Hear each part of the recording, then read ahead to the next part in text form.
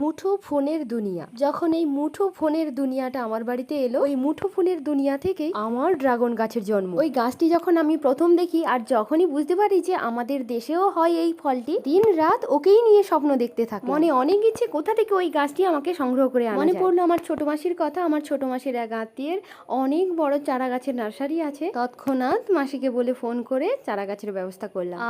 সে কি আনন্দ বলে বোঝানো যাবে না। মাসি ওখান থেকে তার বাড়িতে চারা গাছ নিয়ে এলো, আমার ভাই গিয়ে চারা গাছটা মাসির বাড়ি থেকে নিয়ে এলো আমার বাড়ি। আজ আমার ড্রাগন গাছের বয়সটা হবে 3 বছরের বেশি কম নয়, ওই 2-3টে হবে। মাসি আমাকে ওই চারা গাছগুলো ব্যবস্থা করে দিয়েছিল, আর আসার সঙ্গে সঙ্গে আমি এই গাছগুলো লাগিয়ে দিয়েছিলাম। আজ ওই গাছগুলো থেকে আমার বাড়িতে না এলে কেউ বিশ্বাসই করতে পারবে না আমি প্রচুর পরিমাণে গাছ করেছি। ওই গাছগুলো থেকে যে আমি গাছগুলো করেছি, এবছর তার থেকে আমি ফলও পাচ্ছি। শুধু আমিতেই আমি আবদ্ধ থাকিনি, আমার বাড়ির চতুর্দিকে যারা বসবাস করে আছে তাদের প্রত্যেককে আমি দিয়েছি। এমনকি ওই গাছগুলো থেকে যে চারা গাছগুলো আমি তৈরি করেছিলাম, প্রায় এই বছরই হয়তো ফল পেতাম, এমনকি সেই সমস্ত গাছগুলোও আমি দিয়েছি। আরও দিয়েছি আমার ছেলের স্কুলের টিচারদের, আমার ছেলের বন্ধুদের। একদম সরাসরি কিন্তু আমি গাছ থেকে ডালটা দিইনি, ডালটা সুন্দর করে যত্ন করে লাগিয়ে দিয়েছি। এই সময়ে আমার ছেলের স্কুলের টিফিন বক্সে আর ড্রাগন ফল তো অবশ্যই থাকে।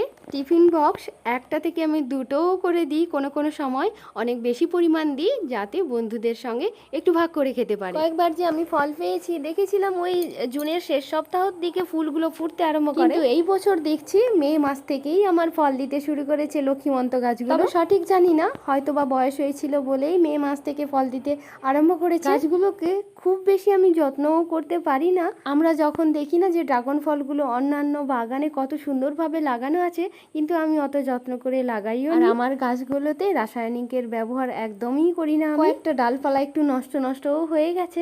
অনেক সময় আমি কি করি, দা দিয়ে ওগুলোকে কেটে ছেটে ফেলে দিই। গাছের খাওয়ার হিসাবে আমি পিঁড়ির জলটাই বেশি ব্যবহার করি। সারা বছরের ওই গাছগুলো পিঁড়ির জলটাকে একটু কমই খাওয়াই, এপ্রিল থেকে একটু একটু করে বেশি খাওয়াতে আরম্ভ করি। আর মানুষ তো একটু স্বার্থপর আছে, গাছ থেকে একটু বেশি ফলের পাওয়ার আশায় ওই এপ্রিল থেকে একটু বেশি খাওয়াতে আরম্ভ করি গাছগুলো। আর ওই ফুলগুলো রাত 8টা থেকে ফুটতে আরম্ভ করে। ওই যে আমি তখন ছাদে চলে এসেছি, রাত ওই 9টা 9:30 নাগাদ হবে। লাইট নিয়ে চলে এসেছিলাম ছাদের উপরে। একটা গাছ আমার ছাদের উপরেই লাগানো আছে, খুব প্রখরযুক্ত জায়গায়, খুব ভালোভাবে রোদ্দুরটা পায় বলে ওই গাছগুলোতে ফল আমি বেশি পরিমাণে পাই। আর নিচে যেগুলো লাগানো আছে গাছের তলায় আছে, নিচের গাছগুলোতে দেখেছি রোদ্দুর পায়, খুব ভালো পায় না ছাদের মতো অত, তাই ফলও অত পরিমাণ হয় না, একটু কম পরিমাণেই হয়। ওই যে আমার গাছের অবস্থা দেখেছো, নিম গাছে বেয়ে বেয়ে উঠে পড়েছে। নিম গাছের উপরে হয়েছে আমার ড্রাগন ফল। আমার মতো তুমিও একটু লাগিয়ে নাও, ভীষণ উপকারী একটা ফল।